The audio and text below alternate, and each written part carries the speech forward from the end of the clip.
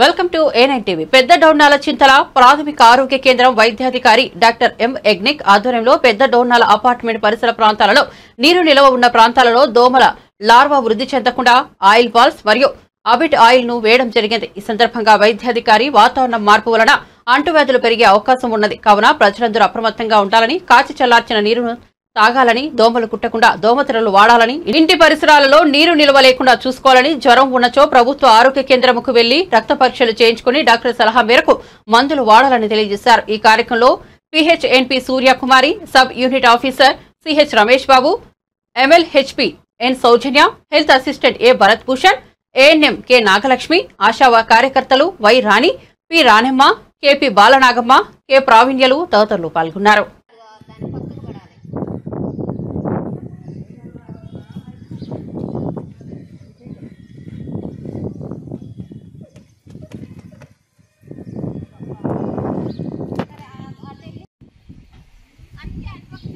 వస్తాయిలే